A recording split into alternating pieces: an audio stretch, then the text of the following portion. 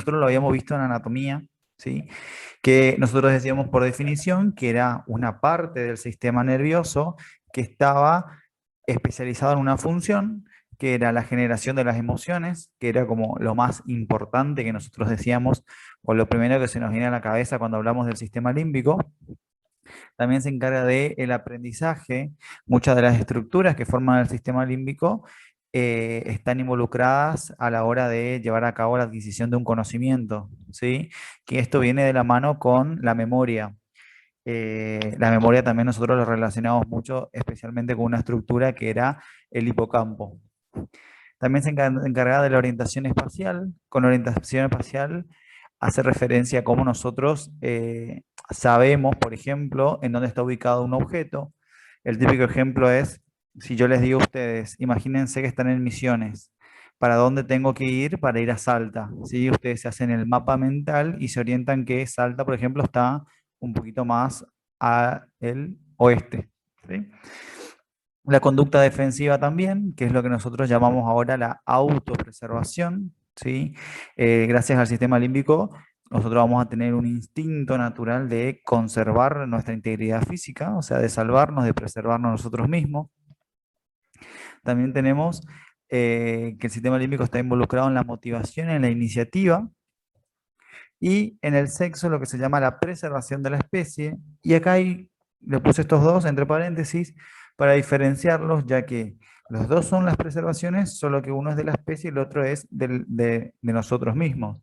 O sea, gracias al sistema límbico nosotros tenemos como ese instinto de reproducirnos, que viene ligado a el placer producido por el sexo, y también de conservar nuestra integridad física. Y por último, el sistema límbico tiene estructuras que forman parte del sistema nervioso autónomo. Entonces también está involucrado el sistema límbico con la parte vegetativa. Y este era el típico ejemplo que nosotros hablábamos en anatomía, que, por ejemplo, las emociones pueden repercutir sobre el cuerpo, ¿sí? Sobre lo somático. Por ejemplo, que el nerviosismo te produzca temblor, que el nerviosismo te produzca transpiración, que ciertas emociones te generen, por ejemplo, un aumento de la frecuencia cardíaca.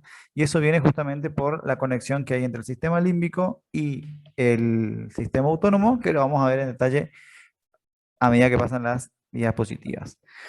Entonces, partimos que se llama sistema límbico porque viene de la palabra limbus, ¿sí? Que quiere decir limbo en realidad, del latín, que hace referencia a que las estructuras que forman el sistema límbico, por un lado, están en el limbo o en el borde del tronco encefálico, o sea, como que están en el límite entre tronco y cerebro, pero también se llama límbico porque las estructuras están en el límite entre lo cortical y lo subcortical. O sea, este sistema abarca tanto sustancias que están en la corteza, como por ejemplo el hipocampo y esto que se llamaba cíngulo, y las estructuras que están por debajo de la corteza, que las llamamos subcorticales, donde la más importante, por ejemplo, es la amígdala.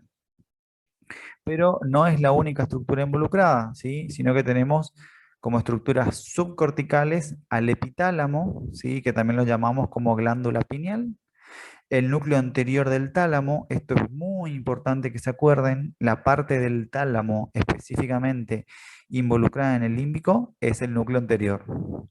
El hipotálamo, y especialmente un núcleo del hipotálamo, que es el núcleo, los cuerpos mamilares, perdón, ¿sí? Que es un núcleo del hipotálamo, que es el que me permite conectar la parte emocional con el sistema nervioso autónomo, ¿sí?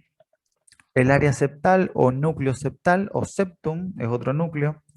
También está relacionado con los ganglios de la base, gracias a la conexión con el tálamo, como vamos a ver más adelante. La amígdala, que dijimos que cuando vimos sistema extrapiramidal, consideramos, según el autor, a la amígdala también como un ganglio de la base, ¿sí? ¿Se acuerdan que dividíamos en tres? El cuerpo estriado, la amígdala y el antemuro. El núcleo cumbens, que lo vimos en el sistema extrapiramidal, que estaba relacionado con el circuito del placer y la recompensa. El área tegmental ventral y la sustancia negra, que eran dos áreas dopaminérgicas, área A9 y área A10 respectivamente. ¿Sí? De esto seguramente se acuerdan.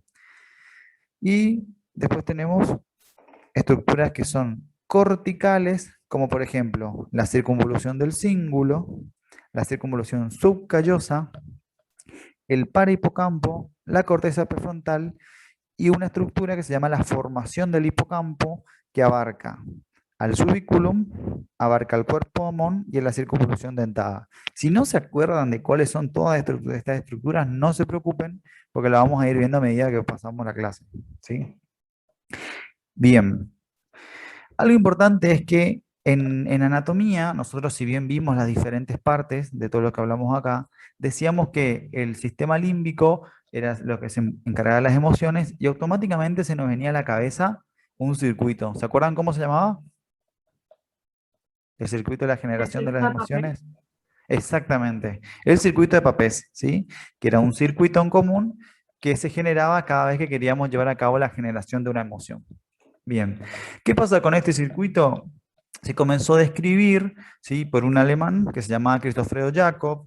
Era un alemán que en realidad vino a Argentina, o sea, los descubrimientos que llevó a cabo se fueron en la Argentina, que lo que hizo fue, él vio que estas estructuras que nombramos anteriormente se conectaban entre sí, ¿sí? Acuérdense que el sistema límbico es bilateral.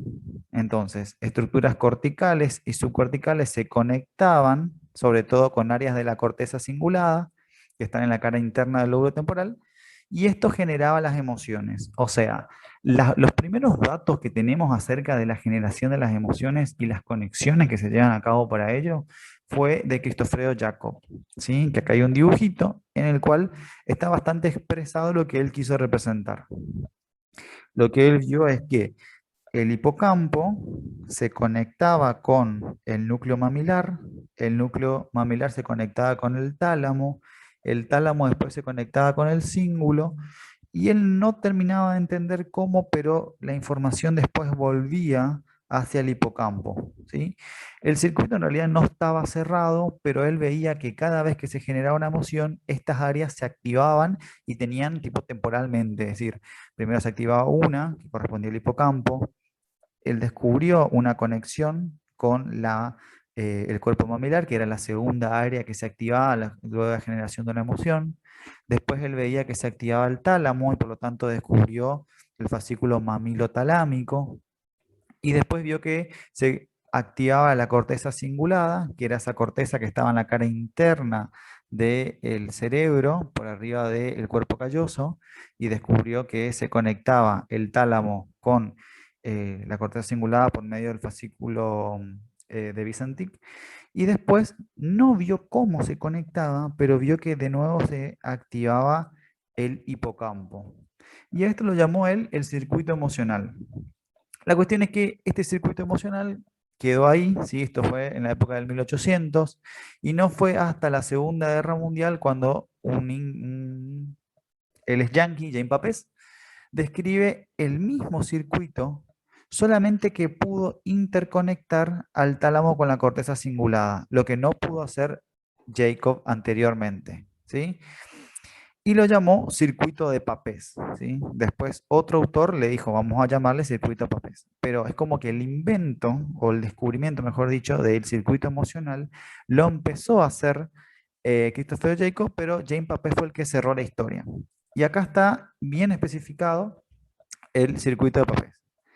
Comienza con el hipocampo, que el hipocampo se conecta por medio del fornix con el núcleo mamilar. Esto lo describió Jacob. El núcleo mamilar se conectaba con el núcleo anterior del tálamo por el fascículo mamilotalámico, también lo describió Jacob. El tálamo ahora se va a conectar con el cíngulo por medio de las fibras tálamo cinguladas, que es lo que descubrió Papez y que Jacob no pudo descubrirlo. Y después el cíngulo, la información volvía hacia el hipocampo, ¿sí? Y a esto es lo que hoy en día se le denomina como circuito de Papez, que claramente es una de las cosas más importantes que tiene que acordarse también de la clase de hoy, ¿sí? Muy bien. Esto de acá es el Museo de Christopher Jacob, ¿sí? Y acá estamos con el doctor Lloyd para vender un poquito de humo, ¿sí? En el museo donde se llevó a cabo el descubrimiento del sistema límbico. Muy bien. ¿Qué vamos a hacer o cómo vamos a desglosar la clase? ¿Sí? Lo primero que vamos a hablar es de cada una de las estructuras más importantes que forman el sistema límbico. Ya son el tálamo, la corteza cingulada, hipotálamo, septum, cuerpos mamilares. Después vamos a describir las diferentes conexiones que hay en el hipocampo. Y por último vamos a volver a hablar del circuito de Papez. ¿Hasta acá me siguen? ¿Alguna pregunta? Sí, Muy bien. Si voy muy rápido, algo me avisan. Bien, el tálamo, ¿sí? ¿Se acuerdan? Eran dos núcleos de sustancia gris que estaban bien adentro de la sustancia blanca. Se decía que estaba a ambos lados de un hueco que tenía el líquido cefalorraquídeo que se llamaba tercer ventrículo, ¿sí? Hay dos tálamos. Este tálamo, si tenemos que decir cuál es la función que tiene, es que actúa como filtro para todas o casi todas las señales procedentes desde el medio externo hacia el cerebro. Es decir, todo lo que quiera hacerse consciente, tiene que llegar a la corteza. ¿Sí? ¿Se acuerdan? Concepto de neuroanatomía, lo que no llega a la corteza no se hace consciente. Pero para poder llegar a la corteza, tiene que pasar por el tálamo, ¿sí? Por eso hablábamos de vías, porque llegaba, hacía sinapsis con neuronas del tálamo y el tálamo decía, esto pasa y se va a la corteza, esto no pasa, no va a la corteza, no se hace consciente. Siempre les decía a los chicos de la mesa que al actuar como un filtro del tálamo me permite que yo no esté todo el tiempo hiperestimulado. Es como que ustedes ahora durante la clase que estamos dando, todo el tiempo reciben información de cómo está su pierna, de qué olor hay, de quién está hablando un poco despacio, como que toda esa información no le permitiría concentrar la atención, ¿sí? Entonces, si ustedes tienen que decir o les llegan a preguntar qué es el tálamo, le tienen que decir que es un gran filtro, ¿sí? Pero que, sin embargo, hay vías que no pasan por el tálamo y hay una muy importante estudiada que, ¿se acuerdan cuál era la vía que no pasa por el tálamo? la olfatoria. Exactamente.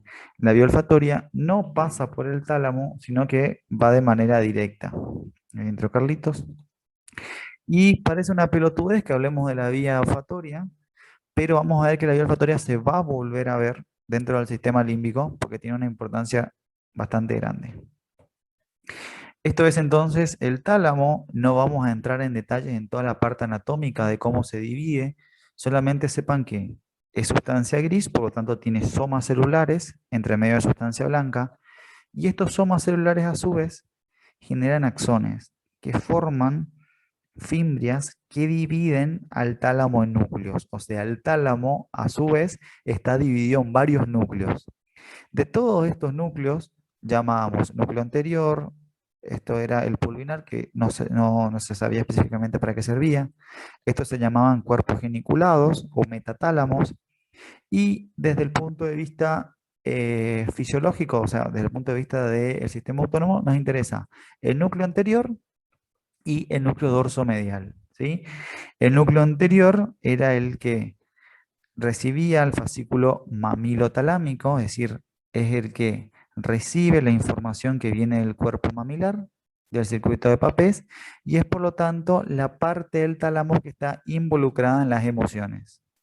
Y el núcleo dorsomedial, que es este que está acá, va a recibir información, pero que proviene de la amígdala y por lo tanto va a recibir información de la autopreservación. Entonces, ambos núcleos forman parte del sistema límbico. El más importante es el anterior, porque es el que se encarga de las emociones, pero como al comienzo dijimos que el sistema límbico no solo se encarga de las emociones, sino de otras funciones como la autopreservación, también vamos a hablar del núcleo dorsomedial, ¿sí? Son los dos núcleos más importantes o los dos núcleos que tienen que hablarles si le preguntan eh, acerca del tálamo dentro del sistema límbico. ¿Alguna pregunta hasta acá del tálamo? El tálamo, fíjense que es como que bastante importante porque me permite conectar también con la parte motora, ¿sí? El núcleo dorsomedial también se conecta con los ganglios de la base, entonces me permite darle un tono emocional a la acción motora. ¿Qué quiere decir esto? Que como el núcleo anterior recibe información de las emociones, puede conectarse con el dorso mediano Y el dorso mediano, como se conecta con los ganglios de la base y está involucrado en todo el plan motor, puede decir, por ejemplo, estoy caminando, estoy contento, piso un clavo y como estoy muy emocionado, no me genera una repercusión a nivel motor como lo generaría una emoción negativa, ¿sí? Por ejemplo, están caminando, están muy enojados y encima pisan un clavo y es como que la respuesta claramente es diferente. Muy bien, esto con respecto entonces al tálamo. Otra cosa importante es que mediante los pares craneales se va a relacionar el tálamo con los músculos de la mímica, ¿sí? Si hablamos músculo de la mímica, ¿con qué par craneal hablamos? O sea, ¿de qué par craneal hablamos cuando decimos músculo de la mímica? ¿Cuál es el par craneal que esté involucrado con los músculos de la mímica? Facial. Exactamente, ¿sí? ¿Y por qué dice esto? Porque el tálamo es un filtro, pero hay cosas que no las puede filtrar, que son las 5 emociones básicas, ¿sí? Son las 5 emociones que al no filtrarse pueden generar una respuesta motora por medio del par craneal 7 y generarme las famosas caras o muecas que uno hace eh, cuando está emocionado. ¿Qué emociones son? Son la alegría, la tristeza, la ira, la depresión y la angustia, ¿sí? Son esas 5, ¿cómo se dice? Son las 5 emociones básicas de las cuales uno no puede filtrar y por lo tanto siempre termina generalmente expresando con la mímica. Muy bien. La otra estructura que hablamos es la circunvolución del cíngulo, que también se le puede llamar como giro cingulado. Esto es un corte sagital del cerebro, esto es tronco, cerebelo, esto acá es el cuarto ventrículo, conducto ependimario, y lo que me interesa acá es que esta estructura se llamaba cuerpo calloso.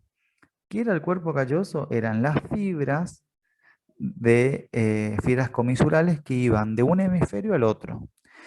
Todo lo que está por arriba del cuerpo calloso se denomina circunvolución del cíngulo. Lo podemos dividir en 4 partes, ¿sí? Esto no interesa mucho. Sí nos interesa saber que todo lo que es lo que figura como 1 también se lo llama cíngulo anterior. Y todo lo que figura con los siguientes números, o sea, 2, 3 y 4, es el cíngulo o circunvolución cingulada posterior, ¿sí? Y esta es una división funcional. ¿Por qué? Porque el cíngulo anterior es motor y va a recibir las aferencias del núcleo dorso mediano del tálamo. Y esta información la va a enviar a la corteza prefrontal, ¿sí? ¿Qué tienen que saber de esto? Que el cíngulo está ubicado por arriba del cuerpo calloso y que la parte anterior es motora. Es decir, de esta forma es que yo puedo generar una acción motora a partir del sistema límbico. El giro cingulado posterior, en cambio, también se lo llama introyente y es sensitivo y va a recibir la información de el tálamo. ¿De qué núcleo? Del núcleo anterior del tálamo. Entonces, este recibe información del dorso mediano, este recibe información del núcleo anterior. Y es muy importante acá que, que sepamos que muchas veces una información emocional, o sea, una emoción muy grande, puede llegar del núcleo anterior del tálamo, es decir, el circuito papés, al introyente o giro cingulado posterior. Este, que es sensitivo, se conecta con el anterior, que es motor, y me genera lo que se llama el reflejo en gatillo, que seguramente habrán escuchado que es los típicos casos donde una emoción muy grande le lleva a la persona a hacer una acción que es como bastante inconsciente. Por ejemplo, estaba muy enojado y le pegó 300 tiros a la mujer, o el tipo estaba, no sé, eh, estaba muy feliz y fue y se estrelló con el auto porque como que le genera reflejos a partir de una emoción muy grande, ¿sí? A eso se lo llama como reflejo en gatillo. ¿Por qué en gatillo? Porque es información que se escapa del cíngulo posterior y pasa al anterior y me genera una acción, ¿sí? Eso, cómo es que se llama eso? Emoción violenta. ¿Vieron cuando actúa con una emoción violenta? Bueno, a eso fisiológicamente se le llama reflejo en gatillo. Muy bien, esto entonces es el cíngulo. 3 palabras para describirlo. está por arriba del cuerpo calloso, el anterior es motor, el posterior es sensitivo, ¿sí? El más involucrado es el posterior porque se conecta con el circuito de Papez. Es más, el cíngulo posterior forma parte del circuito de Papez. El anterior no, pero puede conectarse y forma el reflejo en gatillo. Lo otro que tenemos es eh, lo que nosotros llamamos como núcleo amigdalino o complejo nuclear amigdalino o amígdala, ¿sí?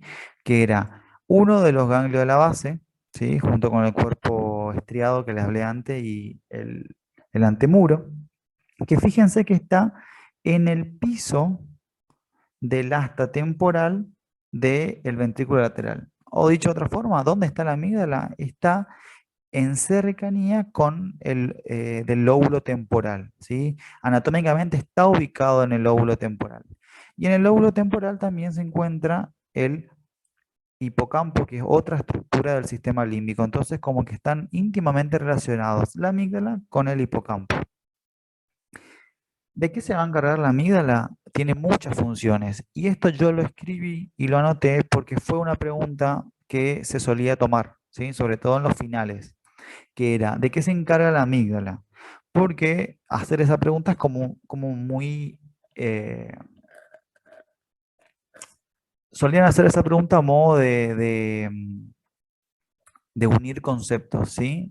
De conectar. ¿Por qué? Porque la amígdala se va a encargar de evocar recuerdos a través del olfato. Esto lo vamos a ver cuando veamos vía el olfato, pero ¿se acuerdan que dijimos que la vía del olfato no pasa por el tálamo? Bueno, una de las colaterales de la vía del olfato se dirige a la amígdala. Y esos recuerdos o ese tono emocional tan grande que genera un recuerdo es por justamente la conexión que tiene con la amígdala. También se encarga del deseo sexual al percibir las feromonas. Es decir, otra función que tiene la amígdala es la sexualidad, ¿sí? El deseo sexual que te atraiga sexualmente a alguien surge claramente de la amígdala. Esto se descubrió con un experimento en el cual se le sacaba la amígdala y se vio que se perdía el deseo sexual. Lo otro es que también se encarga de funciones del sistema nervioso central, porque se conecta con el hipotálamo, por lo tanto genera reflejos autonómicos. El más importante de todos es el reflejo de escape o reflejo de huida. También se encarga de la reacción del miedo, y les puse con negrita porque es muy importante que lo nombren, si les preguntan de qué se encarga la amígdala, que le digan que la amígdala se encarga de la reacción del miedo. También en el experimento en el cual se le sacó la amígdala a las personas o los monos, se vio que perdían el miedo. ¿Y a usted le parece que esto es algo positivo o es algo negativo? Perder el miedo, Es algo abolir el miedo. negativo porque básicamente si uno no tiene miedo no va a poder huir o atacar para defenderse, Tal o sea, cual, para sobrevivir.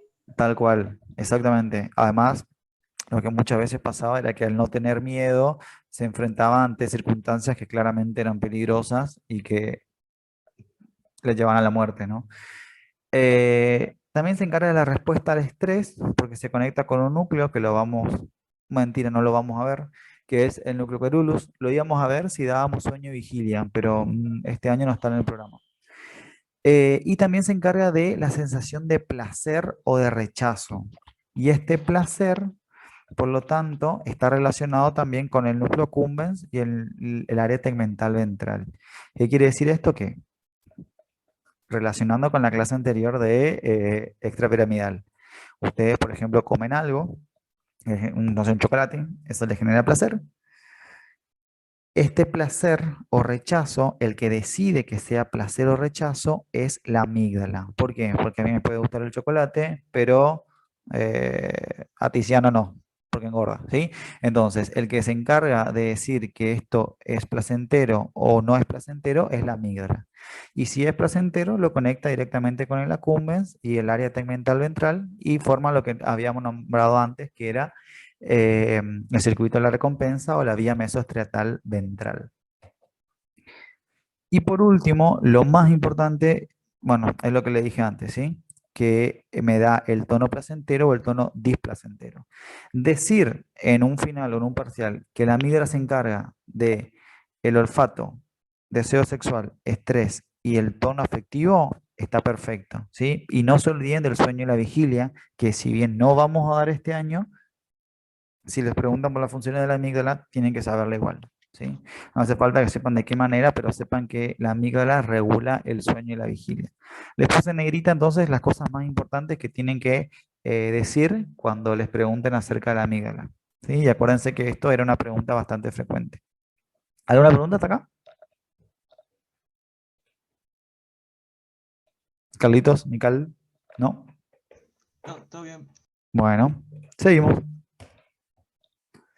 Esto es otra cosa, ¿sí? Esto es un dibujo re complejo. Nada más sepan que estos son los tálamos, estas son fibras de aferencias y eferencias que van hacia la amígdala.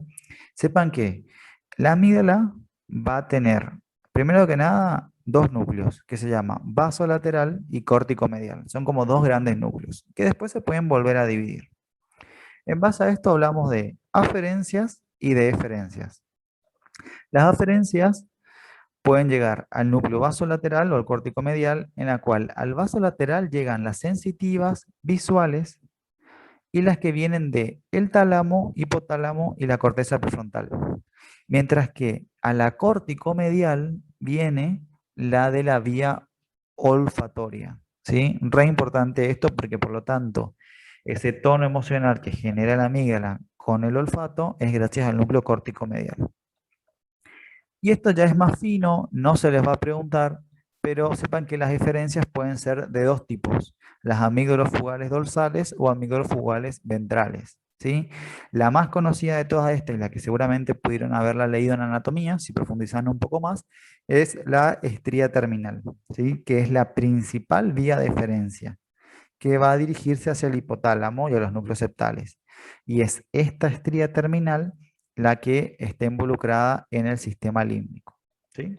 Y después tenemos la ventral que se conecta con la corteza prefrontal, el hipotálamo y los pares craneales, ¿sí? Pero entonces, a modo de recordatorio, si no les alcanza el tiempo para estudiarse las diferencias, que es un tema bastante fino y que no les van a preguntar como tal, sepan que el córtico medial recibe la eferencia de la corteza olfatoria y que la estría terminal es la principal vía de eferencia.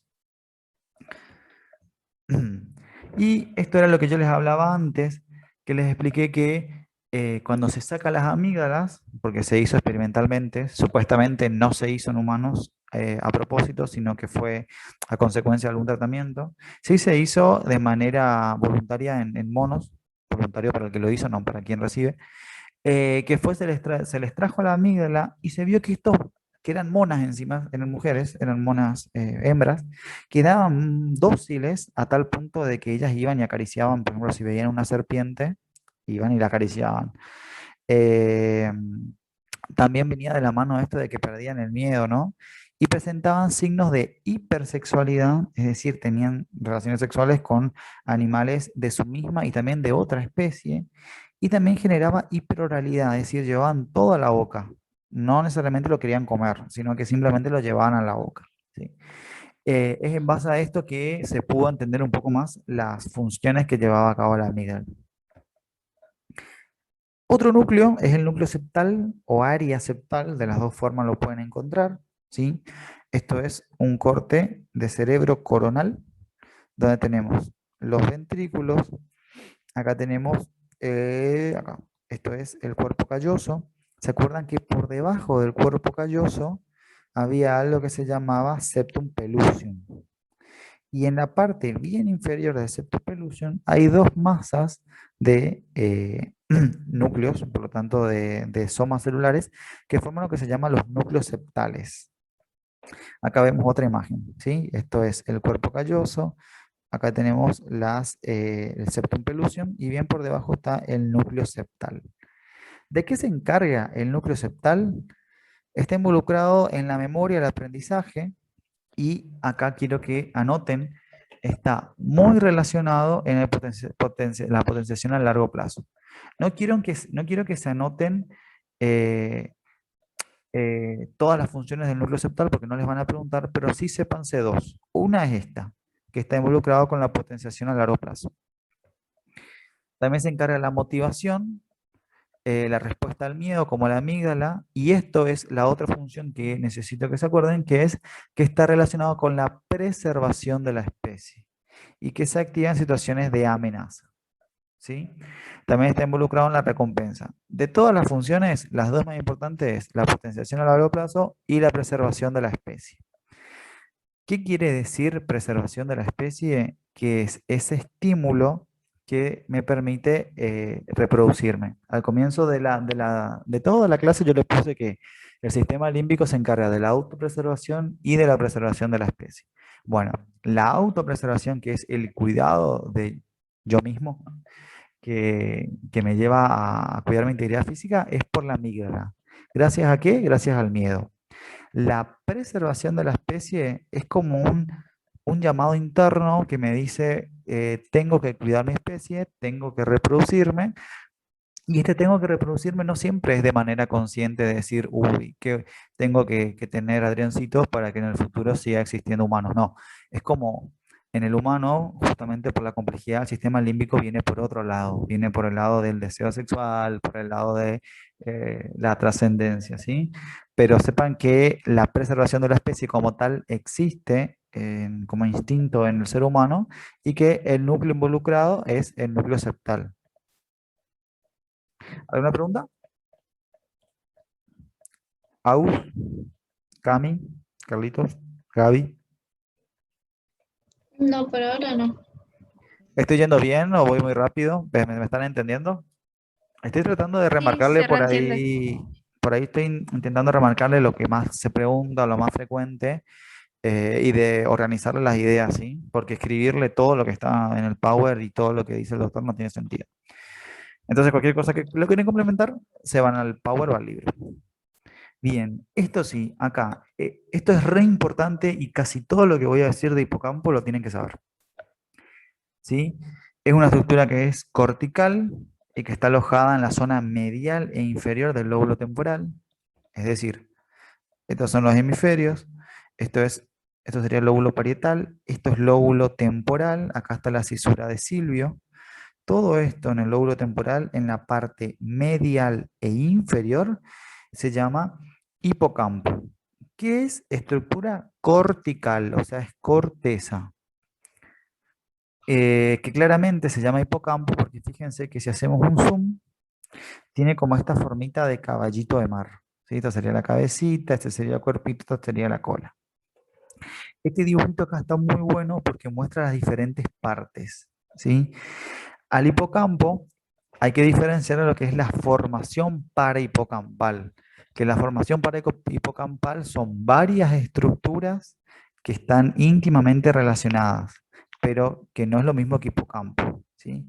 El hipocampo es esto que involucra a el giro dentado, que está marcado como CA4 acá en rosadito, ¿sí? Giro dentado, que tiene la característica de tener 3 capas nomás. Todo el resto de la corteza tiene 6. Acá hay 3 capas. Después tenemos al hipocampo, propiamente dicho, que son las otras 3 áreas, o sea, CA3, CA2 y CA1. O sea que hipocampo es todo lo que está marcado en amarillo, ¿sí? Que lo dividimos en cuernos de Amón. Por eso CA. Cuernos de Amón 3, 2 y 1 es hipocampo. Cuerno de Amón 4 es el giro dentado. Y por último, el subiculum o parihipocampo, ¿sí? Es la zona de transición entre la corteza entorrinal y el hipocampo, ¿sí? Es decir, lo que está entre medio del hipocampo en amarillo y el área entorrinal, que era el área del olfato, es el subiculum. ¿Queda claro? Que todas estas estructuras juntas van a formar lo que se llama la formación parihipocampal. ¿Se entiende la diferencia? Sí, Bien, muy bien. Vamos a salir y volvemos a entrar porque nos queda un minuto y no va a quedar todo colgado, ¿sí?